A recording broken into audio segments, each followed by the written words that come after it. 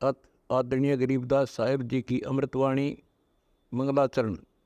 गरीब नमो नमो सतपुरुष को नमस्कार गुरु की नहीं, सुर नर मनजन साधुआ संतो सर्वस दे नहीं। सतगुरु साहेब संत सब दंडो तुम प्रणाम, आगे पीछे मध्य हुए तिनको जहाँ कुर्बान। नराकार निर्विषम काल जाल व बंधनम, निर्लेपम निज निर्गुणम अकल अनुबेशुंडनम।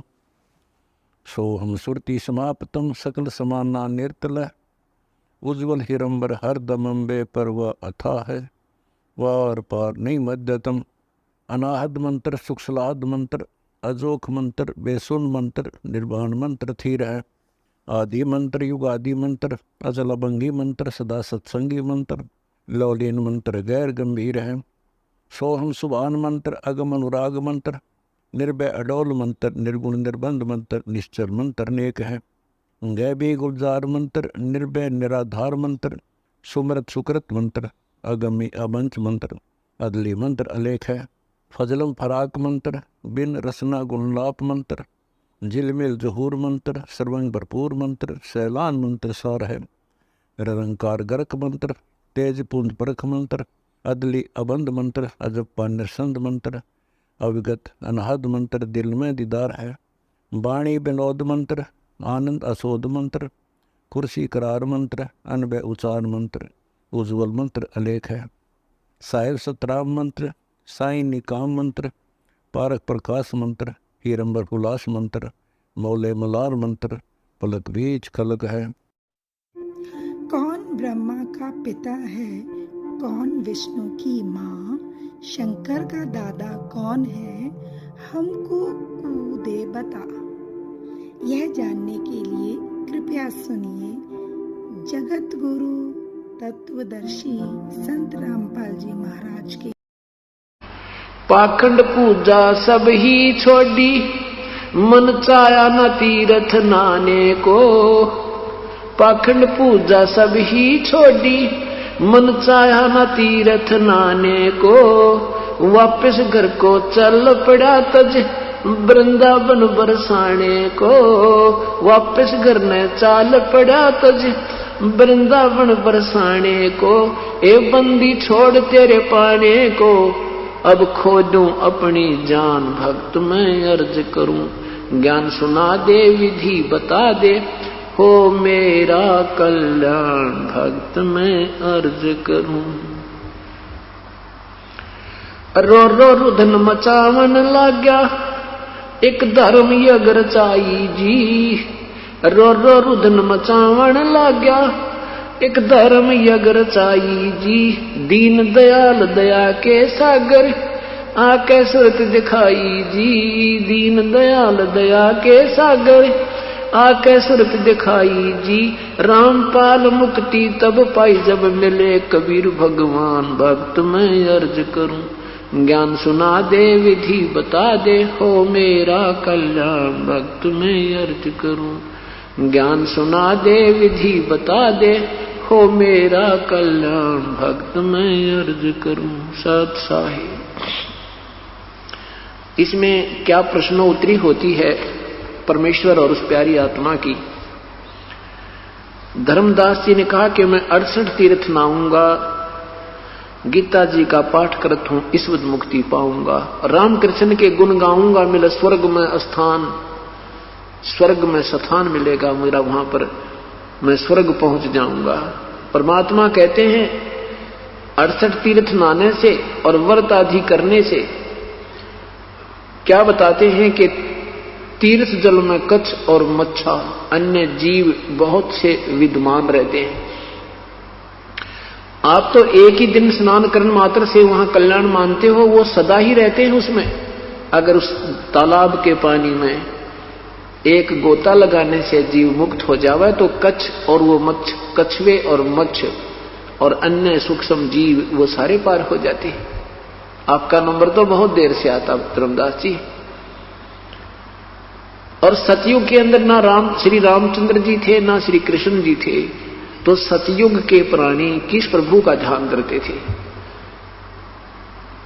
अब जवाब तो किसी के पास है नहीं, देखम देखा लगे हुए हैं, सुनी सुनाई लोक वेद की साधना सब कर रहे हैं। धर्मदास चुप हो जाता है, फिर नया टॉपिक शुरू करता है, कहता है एकादशी का व्रत करत हूं और जीव हिंसा कोई करता ना, क्योंकि वो मुसलमान नजर आवे थे परमात्मा। और उसने यहां एक टोंट कसा कि हम जीव हिंसा नहीं करते, भावार्थ था कि तुम मांस खाते हो, मांस नहीं खाते, हम पाप नहीं करते। कहते हैं एकादशी का व्रत करत हूं, जीव हिंसा कोई करता ना, और शिवलिंग पूजा गुरु की सेवा किए बिना भी सरता ना। सालग्राम की पूजा करता हूं मैं, यानी उस अपने भगवान की मूर्ति की सुबह शाम। तो परमात्मा कहते हैं व्रत करे से मुक्ति हो तो अकाल पड़े क्यों मरते हैं।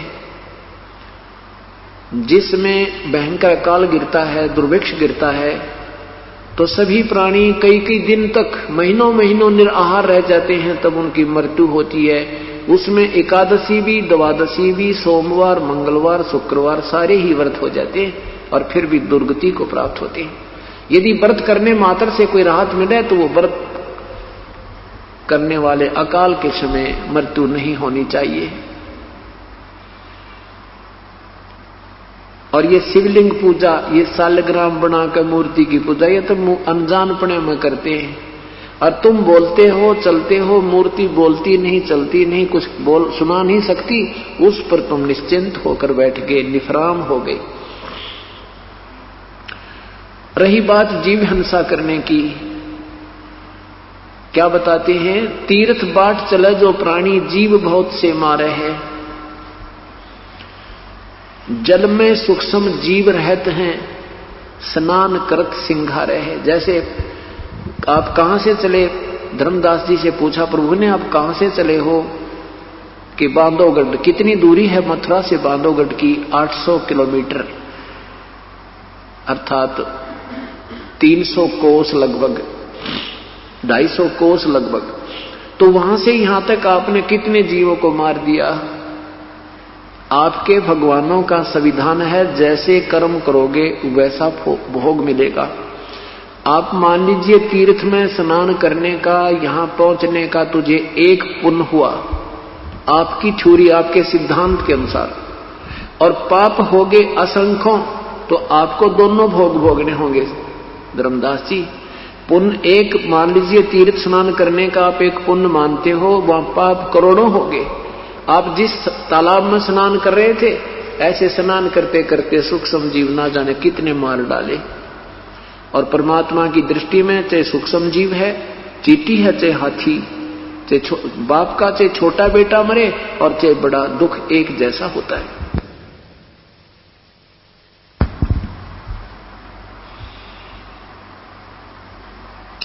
इस प्रकार धर्मदास जी को परमात्मा ने समझाया कि आपके पुराणों में लिखा है कि एक कोई ब्रह्म हत्या कर दे, वह जीव हत्या, ब्रह्म हत्या कर दे। ब्रह्म हत्या मीन किसी साधक की, कोई भक्त की मृत्यु कर दे, उसको लिखा बहुत घना पाप है। इतने मंत्र जाप करे, इतना से गौदान कर दे, इतना से कर दे। जैसे पहले कहते ना, एक बिल्ली मर गई किसी ने, उस बिल्ली की मृत्यु का इतना पाप बता, इतनी सोने की बिल्ली बना दो, ऐसा कर दो, इतनी गायें दान कर दो। परमात्मा कहते हैं ये तो कहन सुनन की बातें हैं, तो वो पाप तो भाई तुम्हारे संस्कार, तुम्हारे थ्योरी के अनुसार तो कट ही नहीं सकता, दोनों ही भोगने होते हैं। तो क्या बताते हैं, 70 ब्राह्मण की है हत्या, जो चौका तुम देवो नत्या। ब्राह्मण सेंस हत्या जो होई, जल स्नान करत हो सोई। 70 ब्राह्मण की प्रतिदिन हत्या तुम करते हो, जो ये चौका लीपते हो, ये स्थान लीप कर फिर वहां भोजन बनाते हो, उसमें इतना पाप एक समय होता जैसे 70 ब्राह्मण की हत्या कर दी हो। ब्राह्मण यानी साधक भक्त की। और जिस तालाब में तुम स्नान करते हो उसमें ये जीव मरते हैं, 1000 ब्राह्मण की हत्या के तुल्य तुम्हें पाप लगता है।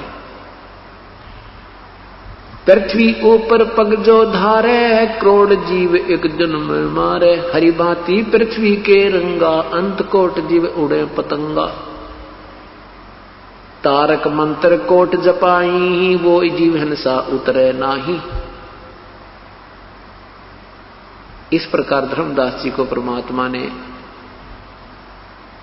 न्यारा न्यारा निर्णय करके बताया। तो कहने का भाव ये है कि जैसे अब हम भी तो सत्संग सुनने जाते हैं, हम भी तो, आप लोग भी तो कहीं कहीं जाते हैं, तो मन में शंका उत्पन्न होगी तो हमारे पैरों के नीचे भी तो जीव हिंसा होती है, तो हमें भी पाप लगते होंगे। नहीं, जब तक हम पूर्ण परमात्मा की साधना विधिवत नहीं करते तब तक तो हम चाहे किसी देव को इष्ट मानकर पूजते हैं, हमें दोनों ही पुण्य और पापों का फल भोगे होता है।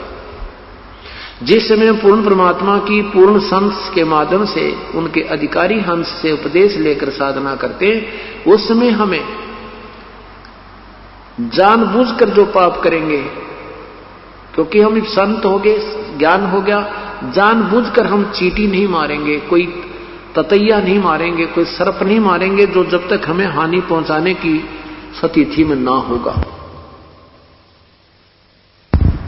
और जो हमें हानि पहुंचाने की स्थिति में होता है उसको मारने का पाप नहीं। और कहते हैं इच्छा कर मारे नहीं, बिन इच्छा मर जा, कह कबीरदास का पाप नहीं लगे। तो इस प्रकार परमात्मा बताते हैं, जब हम इस परमात्मा के चरणों में आ जाएंगे तो आप अनजानपने में जो आपके पाप हो रहे वो आपके अकाउंट में नहीं आएंगे।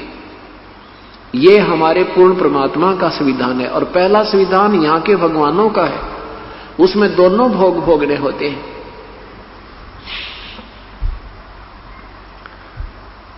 इस प्रकार धर्मदास जी को वो तत्व ज्ञान समझाया तो धर्मदास जी बड़े प्रभावित हुए। परमात्मा को काशी बनारस में भी देखा और परमात्मा को सतलोक में भी देखा। वही परमेश्वर वहां जो ओरिजिनल रूप में बैठा था, धर्मदास जी ने देखा और नीचे से जिंदा वाला महात्मा रूप वहां पर पहुंचा, तो वहां जो ओरिजिनल परमात्मा नजर आता था, जो वास्तविक प्रभु नजर आता था, जिसके करोड़ सूर्य एक रोमकूप में करोड़ चंद्रमा मिला दी इतनी रोशनी थी, तो नीचे से गए हुए जो जिंदा रूप में प्रभु गए थे, वो चवर किया उस अपने दूसरे स्वरूप पर। फिर वो खड़ा हो गए जो और तख्त पर बैठे थे प्रभु, और जिंदा वाला रूप वहां विराजमान हो गया था तख्त के ऊपर। उसके बाद वो ओरिजिनल शरीर जिंदा वाले शरीर में समा गए थे और चवर स्वयं हो रहा था, तो वो अकेले जिंदा वाला रूप ही तख्त पर विराजमान थे सतलोक में, उस अरस कुरस पर श्वेत गुम्मट है जहां सतगुरु का डेरा। तब धर्मदास ने कहा था, हे भगवान आप कुल मालिक आए हो, आप स्वयं प्रभु हो। तो तब परमेश्वर से पूछा, हे मालिक, हे परमात्मा, आपने कैसे मेहर करी हमारे ऊपर, हम तो आपसे बहुत नाराज, हम आपके साथ बहुत बदतमीजी करके आए हैं मेरे मालिक। हमने ऐसी भयंकर गलती की है कि वो अक्षमा योग्य नहीं है। ए परमात्मा, मेरे जैसे पापी को आपने कैसे आन संभाला। तो परमात्मा ने क्या कहा, धर्मदास तुम मेरे बच्चे हो, काल ने तुम्हें नाना वर्गों में बांट दिया है, कोई हिंदू बना दिया, कोई मुसलमान बना दिया, कोई सिख बना दिया, कोई ईसाई बना दिया। तुम मेरे बच्चे हो, मेरी आत्मा हो। द्वापर तक कोई मजहब नहीं, कोई धर्म नहीं था, केवल एक ही धर्म था। कलयुग में परमात्मा ने हमें पार करना था, काल ने पहले जाल रच दिया, भयंकर जाल रच दिया। हम अलग अलग पंथों में बांट दिए, अलग अलग धर्म बना दिए और एक दूसरे के दुश्मन बना दिए। ये काल की सुनियोजित चाल थी। कैसे थी तो परमात्मा ने बताया कि धर्मदास, मैं आज ही नहीं आया हूं, मैं चारों युगों में आता हूं। सतयुग में मेरा नाम सत सुकृत रहता है, त्रेता में मेरा नाम मुनिंदर होता है, द्वापर में मेरा नाम करुणा में होता है और कलयुग में मेरा ओरिजिनल नाम होता है, जो वेदों से भी पूर्व मेरा वास्तविक नाम है, उसी नाम से मैं आता हूं।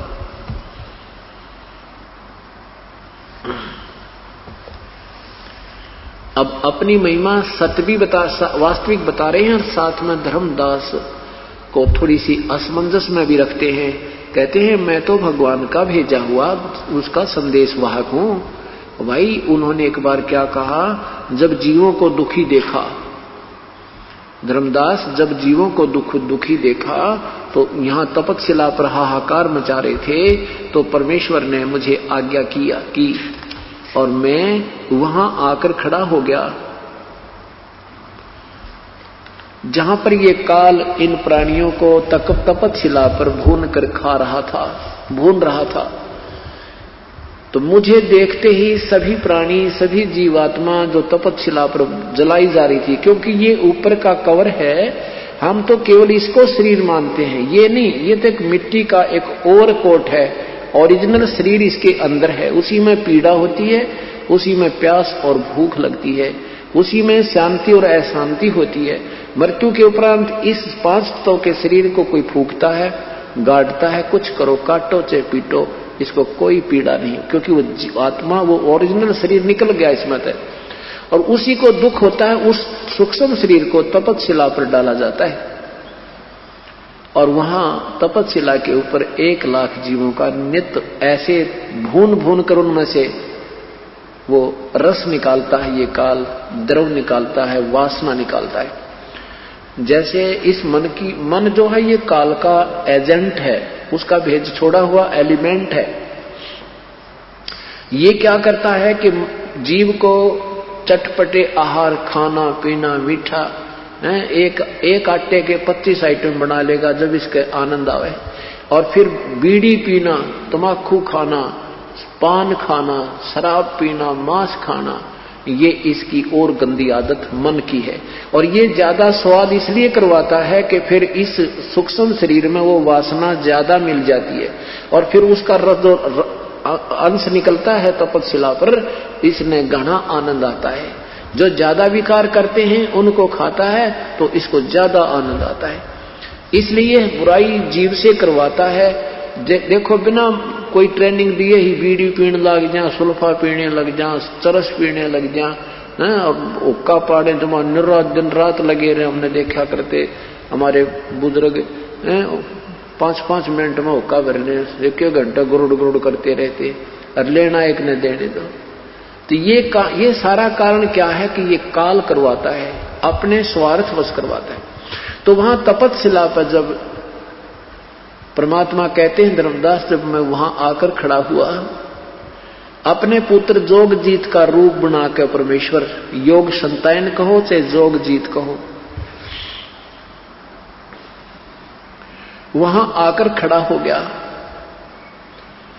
तो सभी जीव जो तपतशिला पर जल रहे थे, मेरी वहां पहुंचते ही उनकी वो जलन बंद होगी।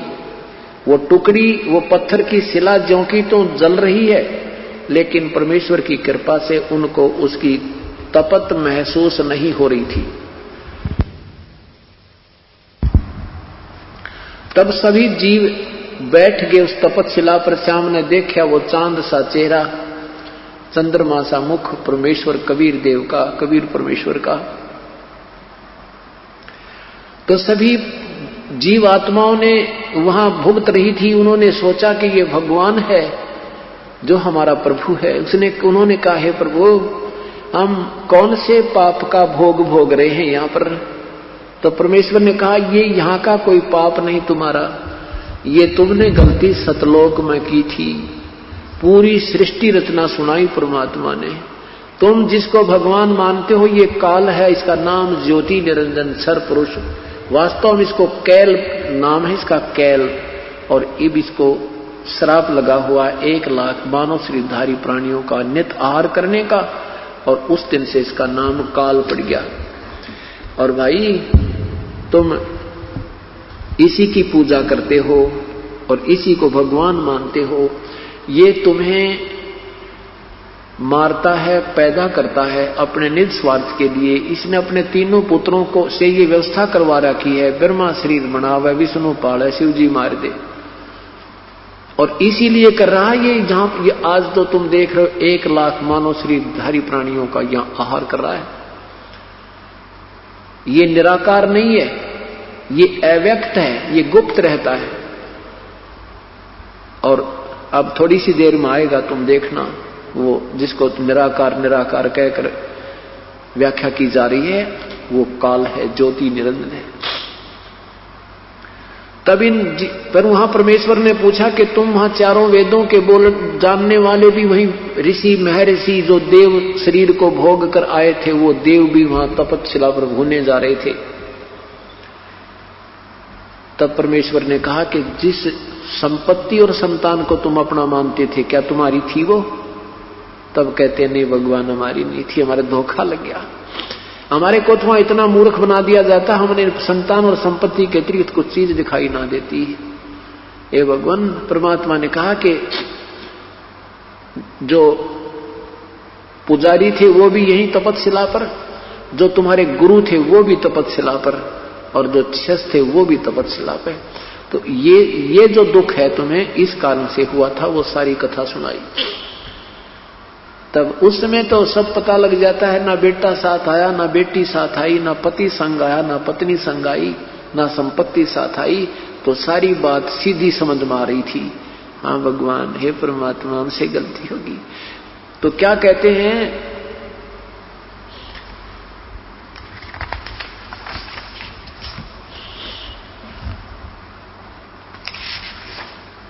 तो वहां जीवों ने, उन प्राणियों ने कहा है परमात्मा हमें यहां से छुटवा लो।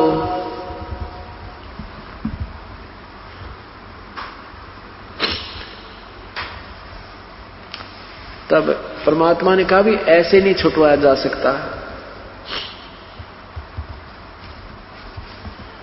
ऐसे नहीं छुटवाए जा सकते, ये हमारा नियम भंग हो जाता है। तुम स्वेच्छा से यहां आए हो काल के जाल में, और जब तुम्हें कोई पुण्य कर्म तुम्हारा उदय हो, मानव शरीर प्राप्त हो, और मेरा संत, मेरा कृपा पात्र संत कोई तुम्हें ये सतकथा सुनाता पा जावे, उनके इसके चरणों में लग के उपदेश ले लेना, और फिर मैं जानूं और ये काल जाने, अपना ऋण मुक्त होकर पुत्र तुम तब मेरे पास आ सकते हो, ऐसे नहीं ले जाए जा सकते। तो क्या कहते हैं,